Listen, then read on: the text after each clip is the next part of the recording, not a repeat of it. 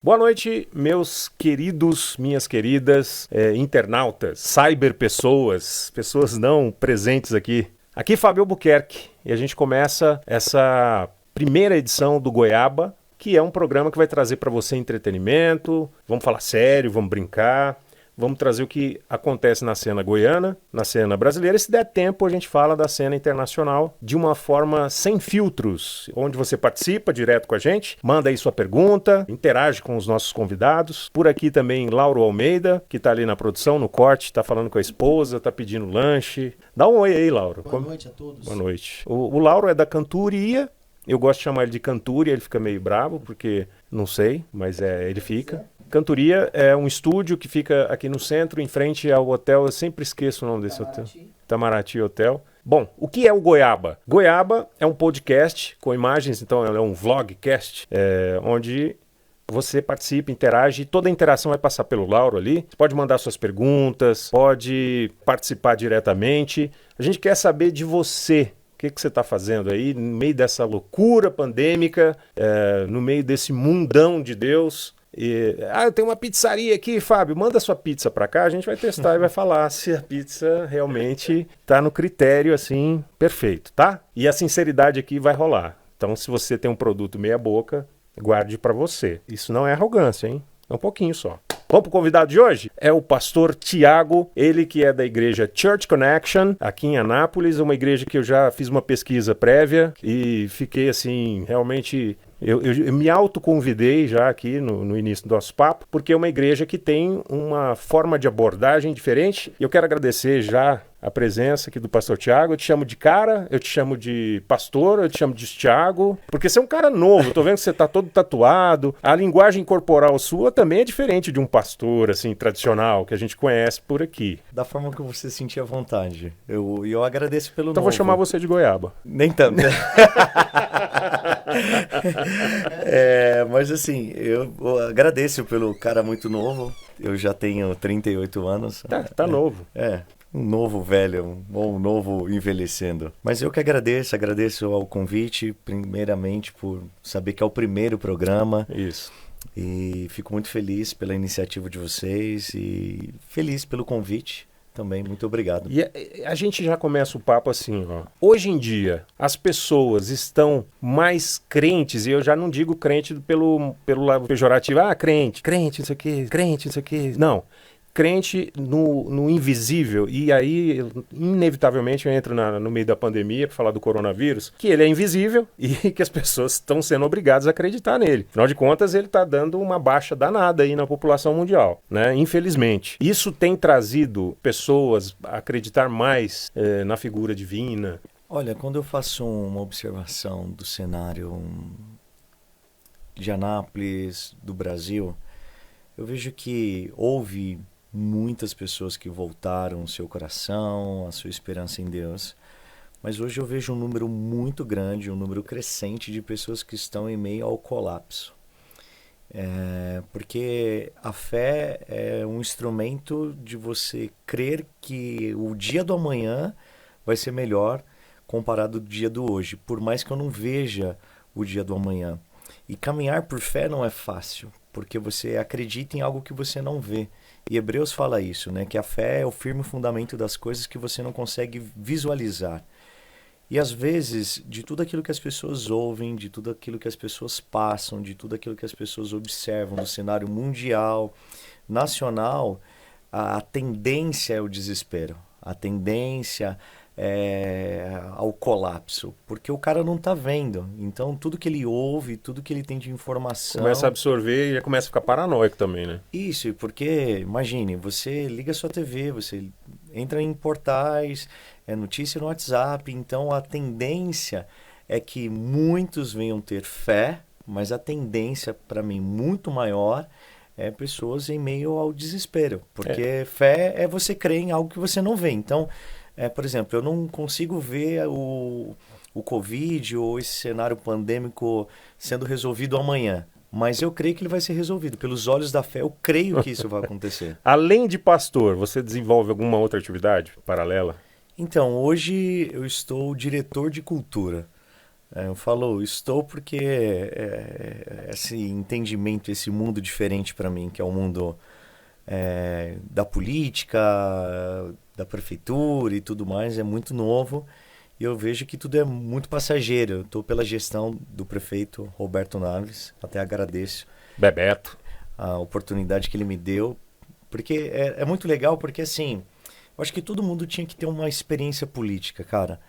Porque quando você tá do lado de fora, você acha que o negócio é muito simples. Tipo, eu pensava que existia um cartão e tudo que você... Um black. Você chegava lá e de repente falou, olha, eu preciso disso, o prefeito vai lá, passa, você retira no banco, enfim. E não é isso. E é muito complexo. Eu costumo dizer o seguinte, você que vem da iniciativa privada e vai para a pública, é uma coisa assim desesperadora. É desesperadora no início, porque assim, se eu quero fazer alguma coisa, eu faço de imediato, faço uma ou duas cotações, assim no cheque está resolvido. E dentro do contexto de gestão pública, você depende de muitas pessoas. Você dá muita satisfação, você dá muito relatório, é muito documento e tudo mais. Tem muito fiscal, né? Fiscal barra eleitor também, né? Sim, Ainda mais hoje, na época da internet, todo mundo, de repente, o diretor foi pego, sei lá, promovendo um evento, e por que que... Aí já puxa pro lado. Sim. Por que não tá vendo o negócio da Covid? E gestão pública não é fácil, né? Porque você tem hoje, por exemplo, uma necessidade muito grande a nível de saúde, mas em contrapartida você tem uma necessidade muito grande de atender um artista, que você tem uma necessidade muito grande de continuar com o esporte. Então, assim, não é fácil. Não é fácil. Então, você considera que nós estamos vivendo como... Laura, levantou o dedinho, pode falar. Direto. Eu produzo cultura, estou desempregado. E aí fez o goiaba. Meus projetos todos aprovados também não recebi. Sim. Então isso aí são coisas que nós futuramente conversaremos. Sim. E é realmente assim, e é um desafio. Porque você não pode só focar em um, você tem que focar no outro também. Então, assim, é um conjunto de situações assim que...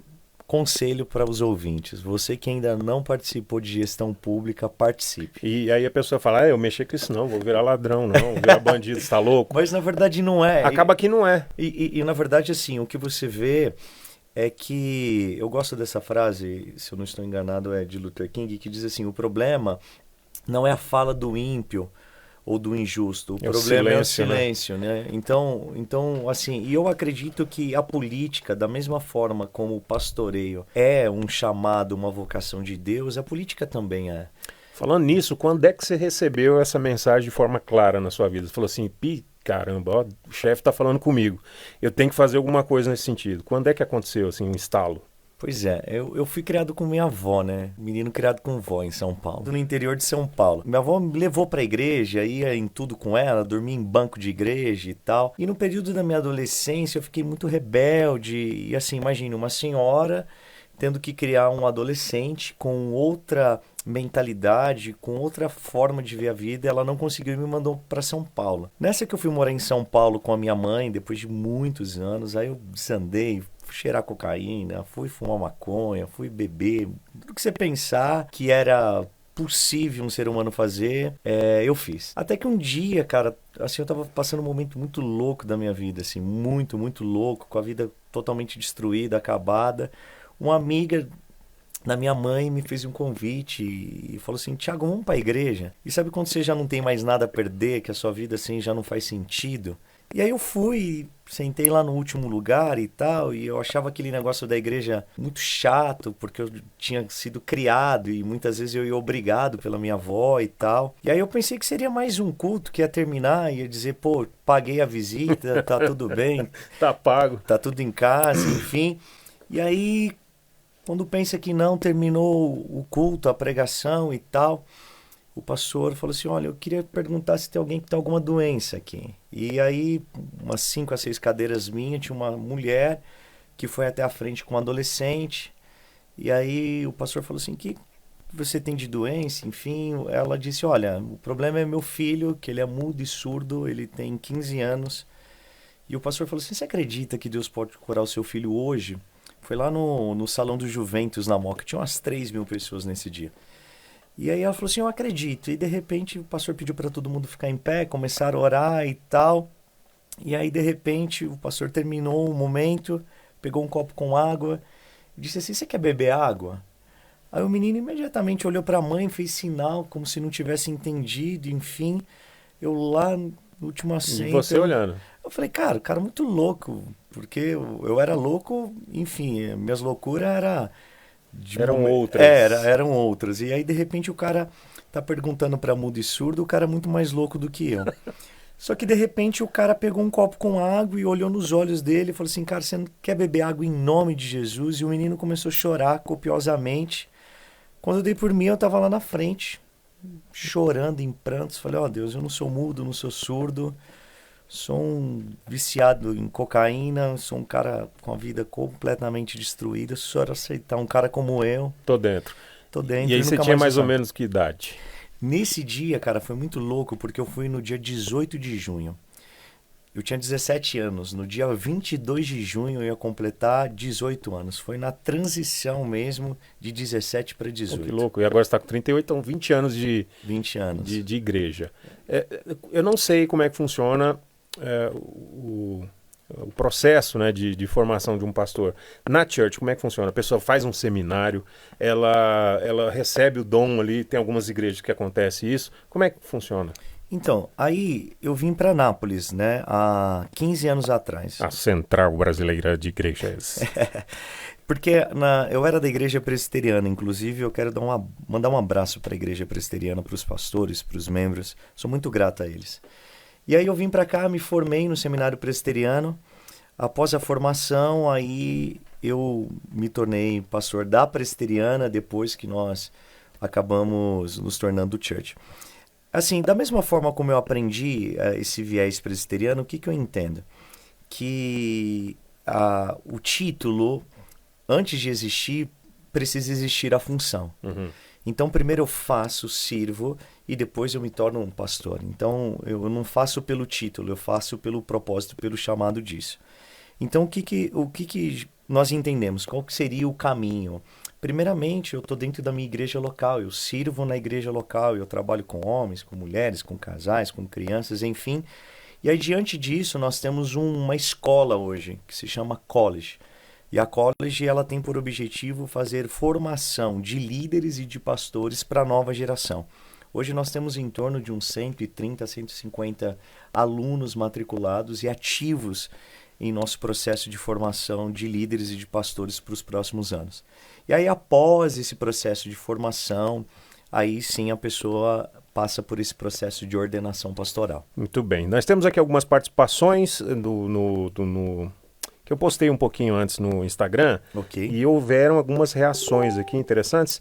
O meu pastor que veio hoje, que bom. A Caroline Campos está mandando aqui um alô. Carolzinha. E o Célio Rezende, de Goiânia, ele mandou uma pergunta capciosa. Vamos lá. Uma pergunta daquela E o detalhe é que eu não sei quais são as perguntas, né? Tá pipocando aí no Instagram, no Facebook de vocês, eu não sei. Eu estou aqui... Ele perguntou o seguinte: se Deus é Deus, criador de todas as coisas, sabedor de tudo, por que ele não acaba com essa pandemia, não acaba com os problemas do mundo, não acaba com o mal no mundo? É uma pergunta sem resposta, meio retórica, mas vamos lá, vamos ver a visão. Tem um livro, Célio, que eu indico a você, de C.S. Lewis, que é o autor de Crônicas de Nárnia, e ele escreveu um livro chamado O Problema do Mal. Quem criou o mal? Essa é a pergunta.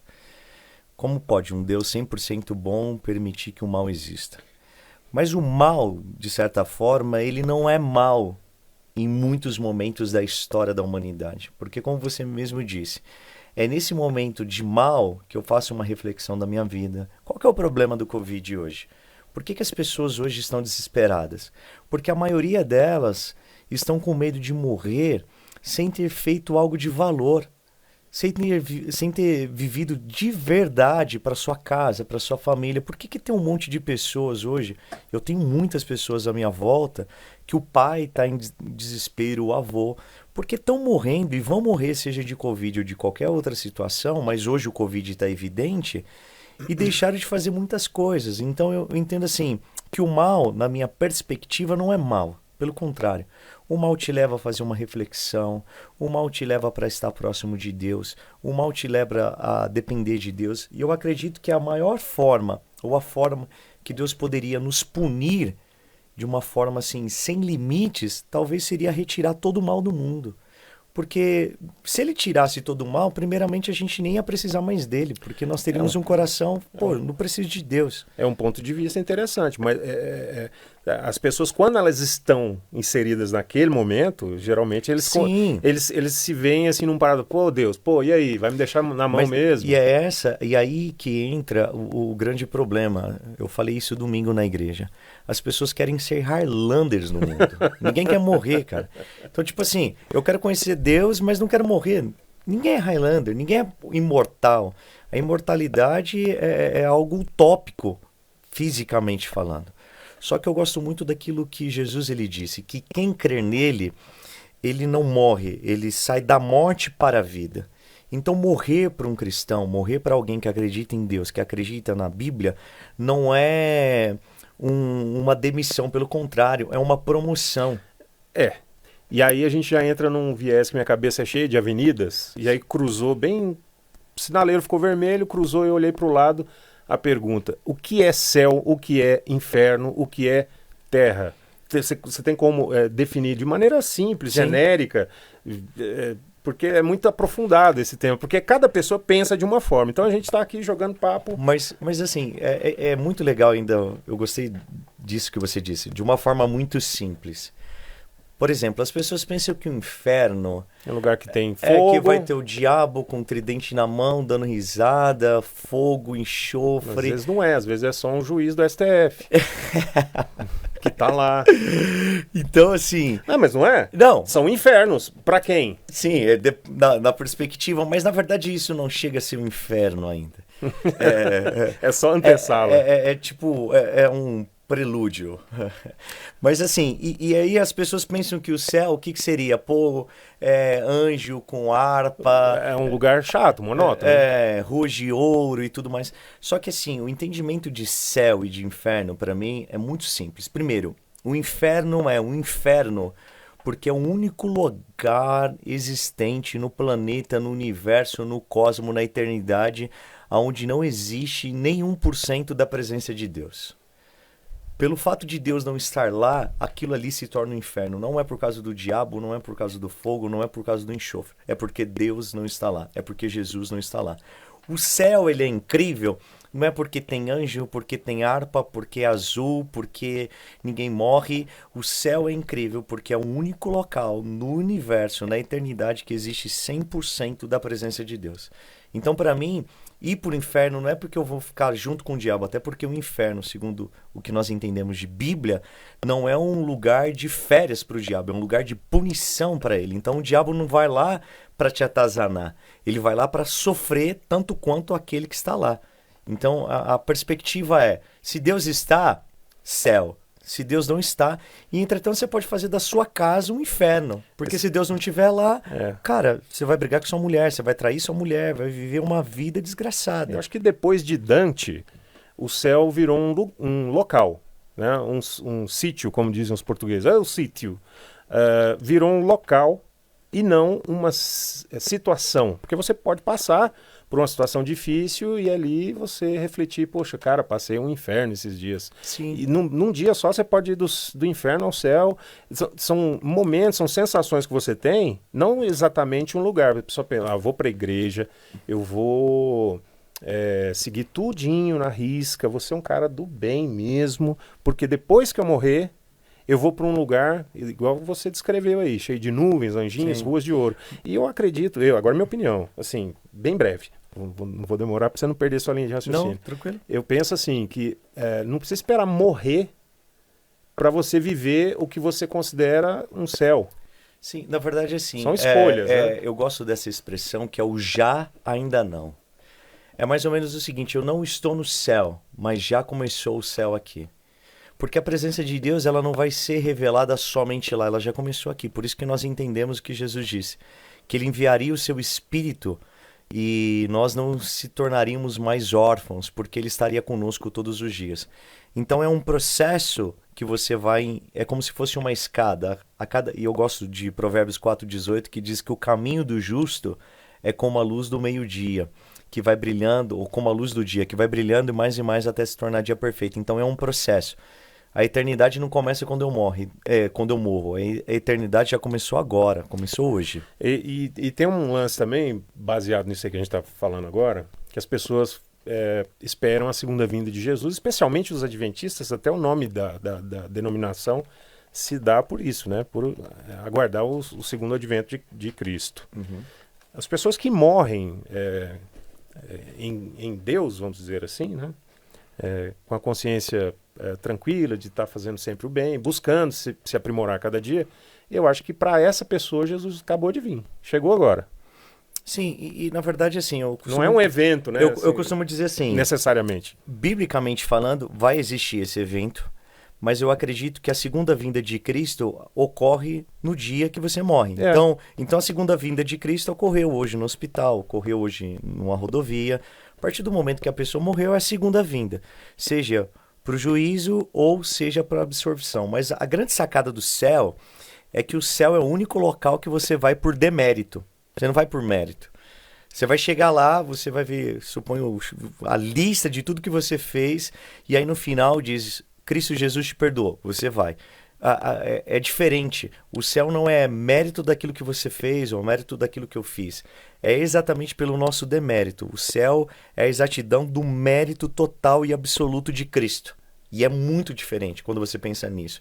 Porque é o seguinte, todos nós, quando acordamos, eu acho que ninguém começa a pensar, fala assim, cara, como que eu vou ferrar alguém, como eu vou prejudicar alguém? Alguns acordam. Não, mas assim, é uma grande minoria. É verdade.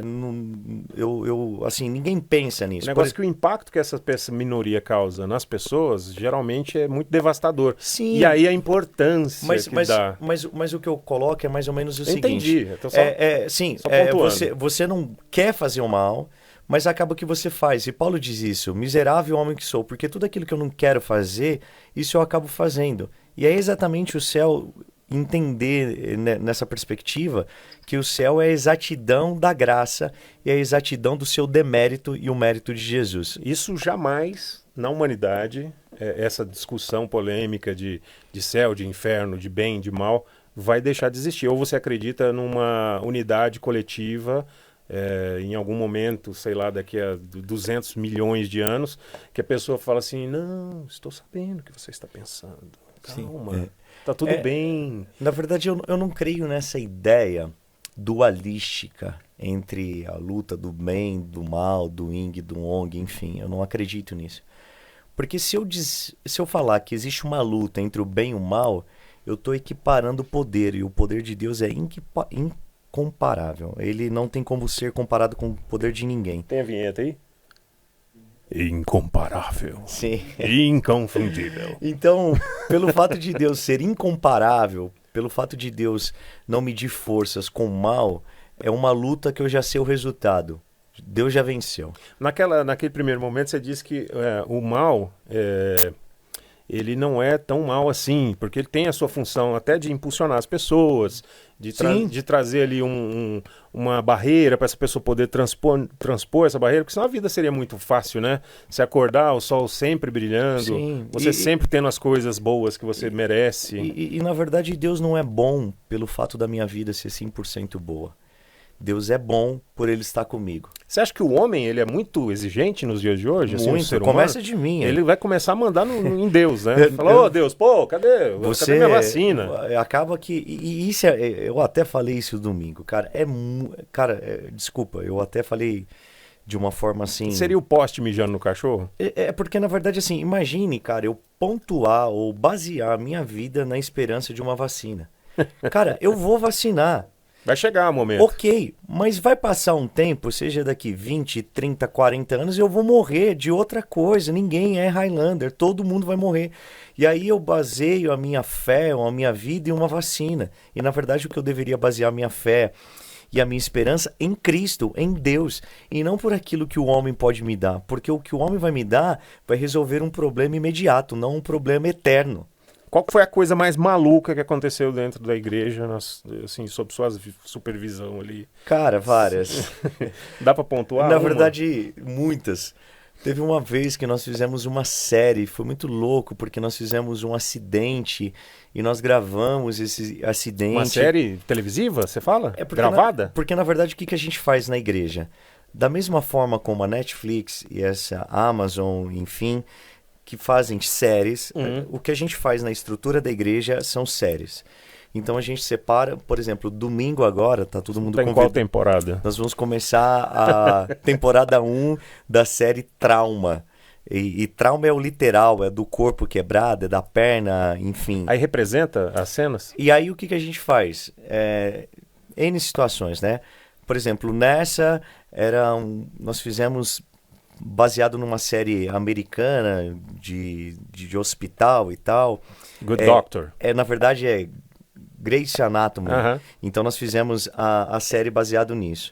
E aí teve todo um acidente e tal, e nós gravamos o acidente e termina o vídeo com um cara sendo socorrido por uma ambulância. E o dia desse domingo que houve a apresentação visual de todo esse processo, a ambulância termina dentro da igreja. Nós colocamos uma ambulância dentro da igreja. Tem um texto que Jesus disse sobre ser prudente como a serpente e simples como a pomba. Eu levei uma pomba e aí eu arrumei uma cobra de 1,5 m, 2 metros e coloquei lá na plataforma. Vivona? Sim, viva e tal.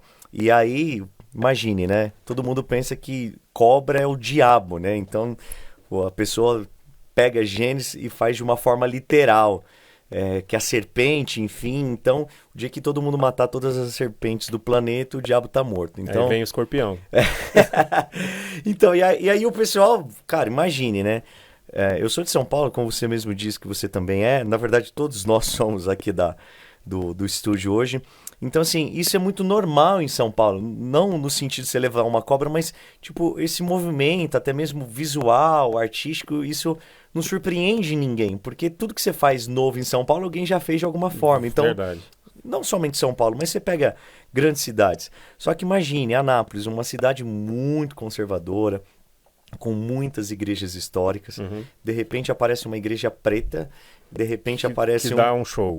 Aparece um pastor que coloca uma serpente em cima de uma plataforma, choca um pouco. Então nós fizemos muita coisa louca, já chamamos malabares, cuspimos fogo, enfim, tudo que você pensar que era possível. Mas na verdade, cara... Isso tudo tem um estudo. Você estava me dizendo antes que, sim, inclusive, a cor preta... Sim, sim.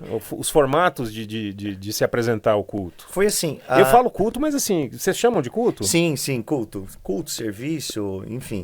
É a mesma coisa. Foi tão interessante que eu fui para os Estados Unidos e eu tive contato com uma igreja na Flórida. E o cara tava me falando como que era a igreja. E até nesse momento a nossa igreja era muito normal, parede branca, tudo muito certinho, enfim, padrão, né?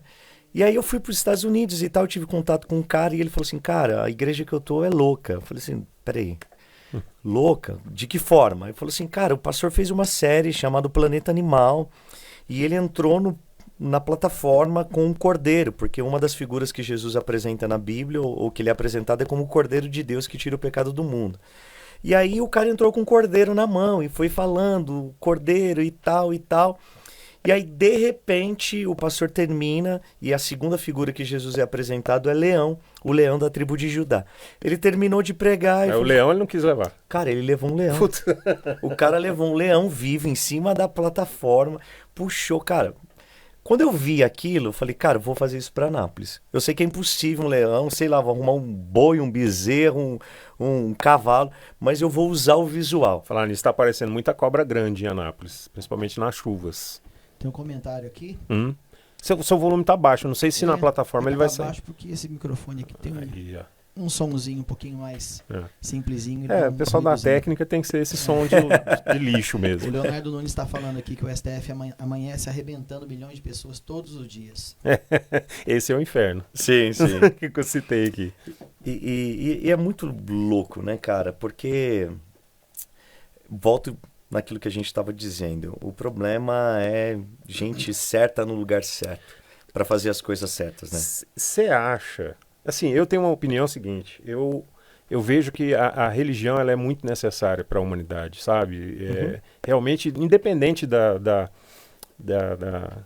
denominação, independente do segmento, se é católico, se é evangélico, se é espírita, a pessoa se sentindo bem, ela consegue se religar a Deus, e é isso que significa a religião, né? E a igreja seria ali um hospital, onde as pessoas doentes vão, quebrados, aflitos, como foi o seu caso aos 17 anos, né? Drogados, aparece muito mesmo. Então a igreja ela tem uma função importantíssima de mudança na vida das pessoas. Sim. Agora, quando a pessoa está muito tempo dentro da igreja, estudando, como você fez teologia, passou ali no seminário e tudo, você começa a ver a Bíblia de uma forma diferente dos fiéis comuns, obviamente, pela exposição de estudo e tudo mais. A Bíblia, ela é toda... eu não sei se eu posso falar folclórica. Não sei, Ok, o termo que você... Mas eu não sei, não é essa a palavra. É não literal, ela igual você disse, a cobra veio, falou, Elias, Eliseu, um carruagem de fogo, o cara saiu voando. Sim. Então, assim, ela é muito... ela traz alguns exemplos e para hoje fica meio difícil de acreditar. É porque, na verdade, assim... São as épocas, né? A Bíblia, nós costumamos dizer que é o nosso livro de fé e de prática. Então, a Bíblia é um instrumento de fé, não tem como. Por exemplo, eu li recentemente o livro de Jonas. E Jonas foi engolido por um peixe. Cara, como é que não morre? Mas é um instrumento de fé. E se tivesse lá escrito que Jonas engoliu o grande peixe, eu acreditaria e pronto, acabou. Porque assim... por mais que parece loucura... Parece absurdo. Mas é um absurdo que é um instrumento de fé. Mas aí que é o ponto. Eu acredito que na época em que a Bíblia foi escrita, as pessoas não tinham tecnologia, informação zero. Mas por exemplo... As pessoas morriam adultas, assim, normalmente, aos 30, a sua idade, 38. Sim. Para 40 o cara já está morrendo. Sim, obrigado, Senhor, pela época certa. A época é outra, né? Agora, centani. É porque, na verdade, assim, por exemplo, é comprovado cientificamente que uma baleia não pode engolir um homem, mas é comprovado cientificamente que um peixe chamado cachalote ele é capaz de fazer e ele habita nessa região. Então, assim, é muita coisa que te leva a entender realmente. A Bíblia nem sempre...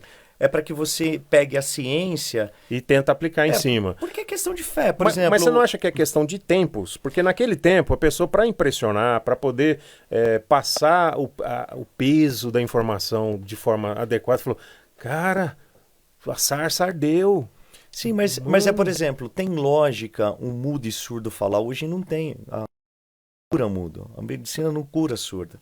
O que não se fez e o que não se faz é escrever algo que já foi escrito e que me leva a crer que isso é possível acontecer hoje.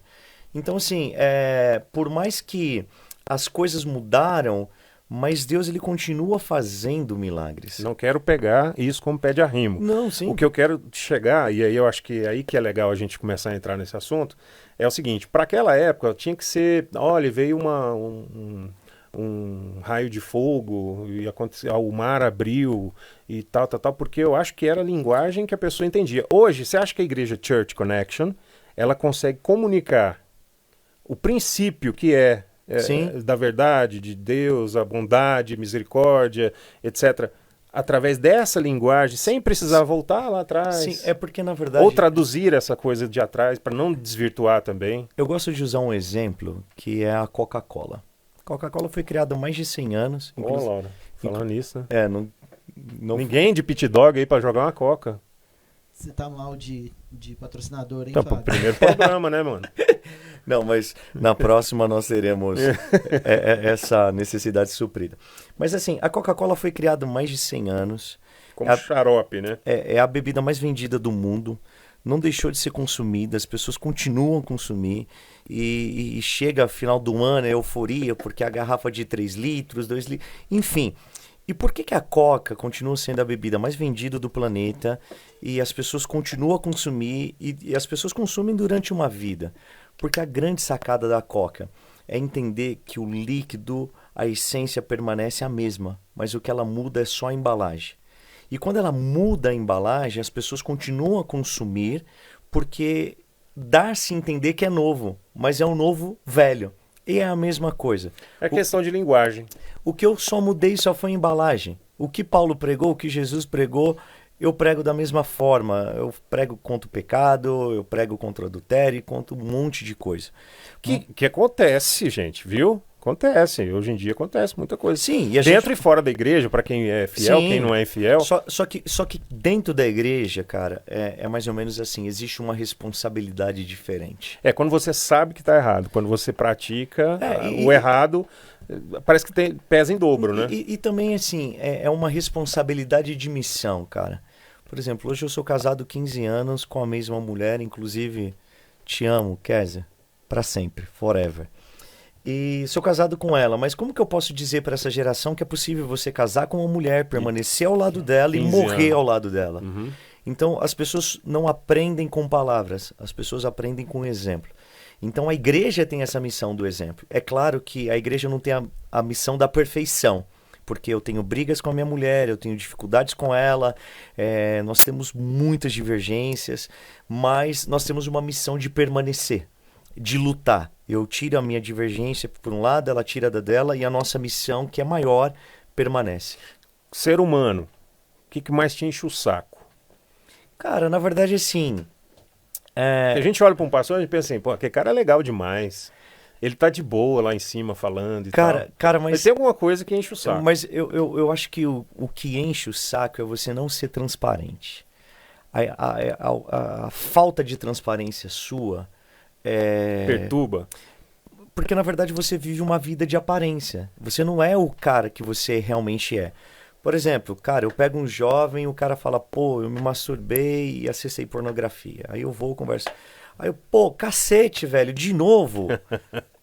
Então, assim, a autenticidade minha para com ele é, cara, eu assisti pornografia, eu me masturbei. A autenticidade dele, pô, cacete, cara. Você não pegou no seu pau aí agora e pegou... Desculpa, nem sei se podia falar isso.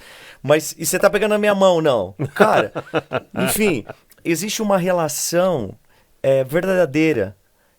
Eu não chego pra um cara que tá tendo problema conjugal ou problema sexual, falo, cara, você coabitou com a sua esposa? Quem sabe o que é coabitar?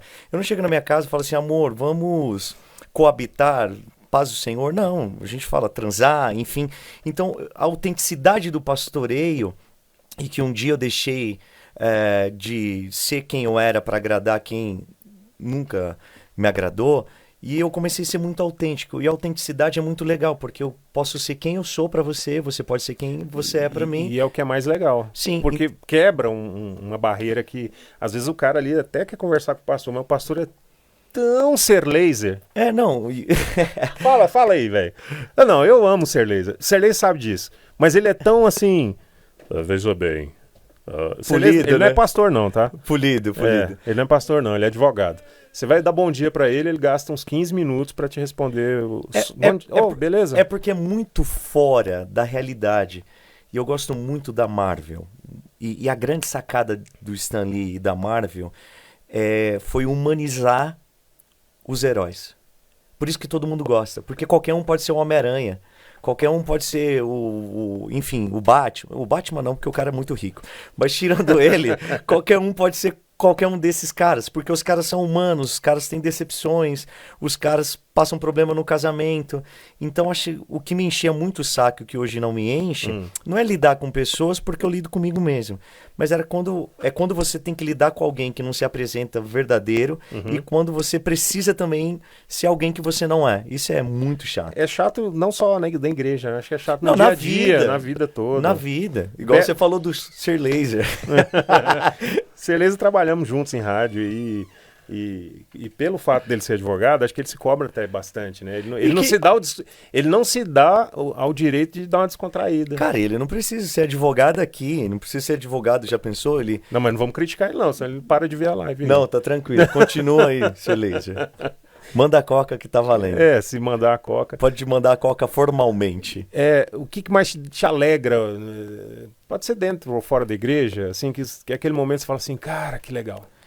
Cara, tem muita coisa, sabe? É o Golden Buzzer. Assim, A alegria é, por exemplo, eu vou sair, hoje eu tenho muitas atividades ainda na igreja, acho que eu vou chegar por volta de 1h da manhã. Mesmo? Hoje ainda? Sim, eu tenho agora um discipulado que é uma fala, para ficar mais simples, com homens casados. Depois eu tenho um momento até às 11 horas, daí das 11 eu começo com jovens solteiros. A Church ela é uma organização mundial? É uma franquia? Ou ela só tem aqui? Não é. Ela não é americana, ela é 100% anapolina. É mesmo, cara? Sim. Legal, não sabia. Sim. Porque, por exemplo, tem a igreja batista. Sim. Aí tem nos Estados Unidos, tem, Sim. né? Ela Todos surgiu os aqui em Anápolis, né? Na verdade, eu era presbiteriano, que é uma organização mundial. Que é mundial. E aí, por essa série de mudanças visuais, enfim, e aí houve Então você é o único pastor dessa igreja. Não. Aqui em Anápolis nós temos vários pastores. Tem uma Liga da Justiça aí. E aí nós... Como você utilizou esse termo, não tá? Não escandaliza, mas nós temos outras franquias que não é franquias, tá? Só com você, só pelo fato de você ter utilizado. Mas nós temos outros lugares. Sim, tem em Goiânia, eu acho que eu já vi. Em Goiânia nós tínhamos e fechamos. Eu até se tiver um pastor, um líder que quiser, eu tô pronto para ensinar como fechar a igreja. Em Goiânia Como fechar ou como abrir? Como fechar, porque lá eu abri e fechei. Então lá eu aprendi Como é que abre e como é que fecha? Agora nós começamos em outros lugares. Hoje são quantas? Hoje nós temos em Uberlândia, com o pastor Rafael, a pastora Gleice.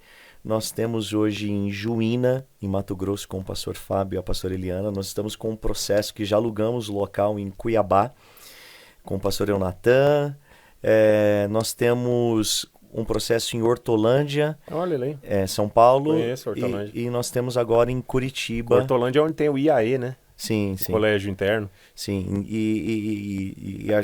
aquele centro, né? Campinas, enfim, aquele O que eixo. tem que fazer? Tem que ir na junta comercial? Eu tô perguntando de boa, porque Sim, não, quando o tranquilo. cara tem que abrir uma igreja, fala, cara, eu quero abrir a igreja do Fábio. Fábio Church. Sim. O que tem que fazer? Cara, é assim, Porque tem que instituir, né? sim, você vai fazer ata, você vai fazer PJ, você vai fazer regimento interno. É semelhante a uma empresa. Tem uma comissão de... É o que você faz no seu regimento, né? É o que você dita ali. Graças a Deus, não é complexo no Brasil. Quem mantém a igreja são os fiéis. Eu vou dizer que são os fiéis, mas é Deus. Não, É um Deus que toca no coração. Porque, na verdade, são ajudas... Muito pequenas, né? Não, tem muitas pessoas muito generosas. Por exemplo, cara, começou esse momento de lockdown esse mês. Nós fechamos tudo. Não podia ir gente na igreja. Não, e para você ter uma noção, aí nós passamos aqui em Anápolis 10 dias, depois o prefeito decidiu seguir o governador. O governador, Governador então cabeludo. foram em torno de 25 dias. Nós fizemos um culto na terça-feira. Na terça-feira, a minha palavra foi que 100% de toda a arrecadação daquele dia seria destinado à cesta básica. Nós levantamos R$12 mil. Nós tínhamos 30 pessoas presenciais e o restante tudo online. Nós levantamos R$12 mil para comprar cesta. Legal. Os empresários da igreja se reuniram e decidiram, então, diante desse momento de estarem fechados, contribuir para comprar cesta. E assim, de uma forma milagrosa, porque a matemática não bate. Nós conseguimos levantar em torno de R$65 mil que nós compramos 100% de cesta. Cara, que massa. Fora isso... E essas cestas foram para aqui, para as famílias... Anapolinas. Nós saímos na cidade e entregamos cesta, nós recebemos doação até de chocolate, entregamos na Páscoa, enfim. Foi muito louco, cara, que a gente foi fazer entrega na Páscoa... E aí chegou um bêbado, cara. Chegou um bêbado e a gente fomos umas 30, 40 pessoas e colocamos as crianças em cima da caminhonete para entregar no bairro, lá no Morro do Cachimbo. Cara, esse que era o lugar que eu queria lembrar. Aí, a gente tem que ir lá fazer um programa. Cara, e aí chegou um Super bêbado bom, né? aleatório, tipo assim, falou, vocês estão de palhaçada, onde já se viu o povo fazer fila e tal, pagou um sapo pra nós. E aí, cara... Um dos caras que estava com a gente falou assim, não, cara, nos ajuda, onde que tem um pessoal carente, nos leva. Ele falou, eu vou levar. E aí ele queria entrar dentro da caminhonete. Só que dentro da caminhonete estavam os meus 3 filhos, de 8, 6, 4, um monte de criança. Falei, cara, aqui você não vai entrar não, mano. E aí, quando eu fico nervoso, eu viro o Paulista. Falo, mano, aqui você não vai entrar não. Cara, não, eu vou entrar. E aí ele pegou o chocolate das crianças, o salgadinho das crianças, e falou assim, então eu vou tomar isso aqui. Cara, resultado, a gente saiu no tapa com o bêbado. Eu dei uma bandana de um lado, o líder dos homens deu do outro, a gente grudou no gogó do cara, falou, mano, você tá tirando, você tá maluco, você vai pegar as coisas das crianças. Então a gente vive umas coisas mais ou menos assim, a gente é muito da paz, mas é um da paz do seguinte, cara, você tá bêbado, eu entendo, mas você não pode nos zoar, porque ser cristão também não é ser zoado por ninguém. Por causa da minha fé em Jesus, eu morro. Mas por causa das coisas das crianças, se for necessário, eu vou sair na porrada com você, mas depois eu vou te amar e te perdoar em Jesus. Mas aqui você não vai mexer. Foi muito louco. E, enfim, voltando pro assunto. A gente hoje vai fazer 2 anos, e mérito do pastor divino, pastor Ambileite. Hoje nós temos um projeto chamado Casa de Passagem. E esse projeto... Eu sei, na Baixada ali da Érica. Sim, não sim. É Avenida... Acho que é Dona Ana, alguma coisa assim. Eu sei, era uma escolinha antigamente. Sim, Castelinho. O que é agora? Lá é pra gente que não tem pra onde ir passar, um albergue. Não, foi o seguinte, no início da pandemia, nós tínhamos uma casa que não era lá, nós tínhamos 3 moradores de rua. E de repente se fecha tudo e pessoas na rua, pessoas na rua, pessoas na rua. De repente a gente saiu de 3 para 50.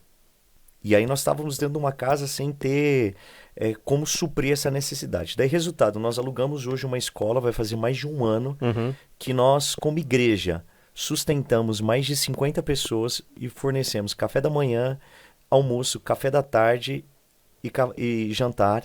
E o que nós fazemos? Nós damos um destino. Nós tiramos o cara da rua e arrumamos o documento para ele, damos um trabalho para ele e depois nós facilitamos o caminho para ele alugar uma casa e dar continuidade na sua vida. Então é uma casa de passagem, não é um albergue para ele dormir, mas é um lugar que ele pode sentir tranquilo, que ele possa sentir acolhido, mas depois ele tem um destino. Entendi. Eu passei lá algumas vezes também e vi lá, muito bom. Leonardo Nunes, buenas noches. O Rodrigo Rodrigues por aqui, salve, salve. Eu lembrei do Silvio Luiz, hein? Salve, salve, nação corintiana. Falar nisso, que time que torce? Eu sou São Paulino, o único São Paulino. Não, tem mais, tem muito São Paulino homem. Muito homem. Houve um silêncio aqui. É porque só tem 3 pessoas aqui no estúdio, então por isso que houve esse Rolou uma silêncio. Porque os pausa. outros 2 são corintianos. Rolou uma pausa dramática. Por isso que eu já tô guardando o meu celular, porque existe uma grande possibilidade. Não, Não sei. não.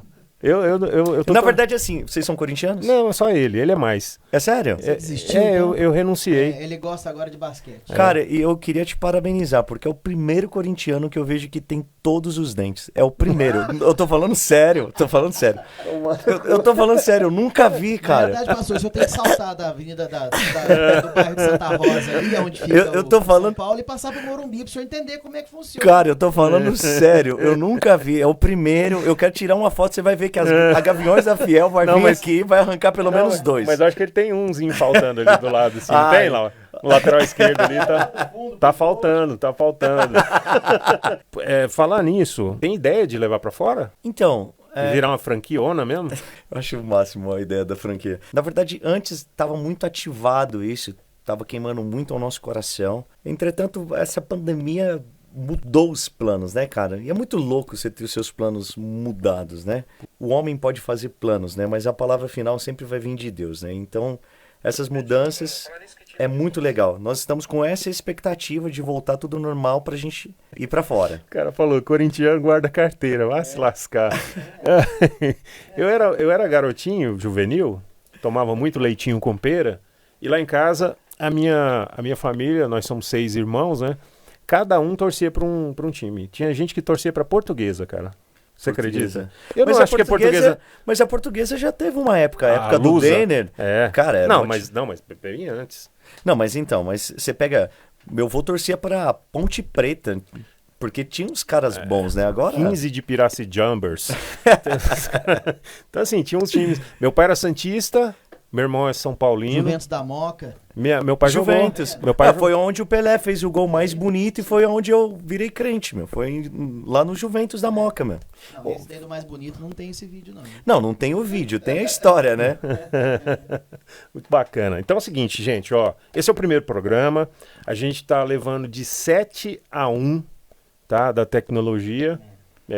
Infelizmente, mas felizmente também nós vamos poder disponibilizar esse vídeo e esse papo aqui com o pastor Thiago nas outras plataformas. Você vai ver no IGTV, vai ver no Facebook, já tá no Facebook, né?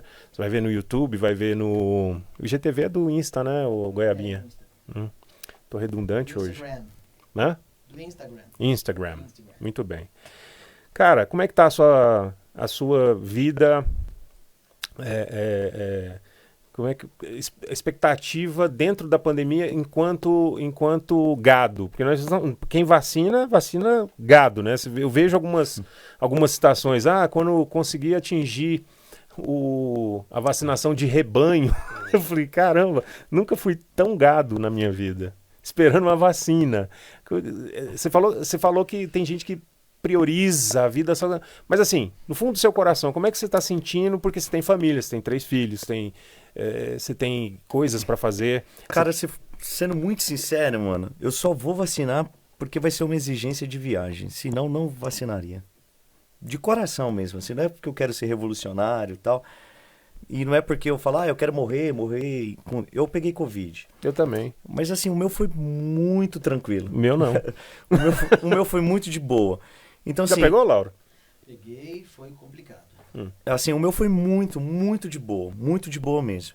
Então, assim, se não fosse uma exigência para viagem, porque eu gosto de viajar, acho... Você acha que imuniza? A pessoa que pegou, ela cria anticorpos? Cara, é uma coisa assim tão louca que...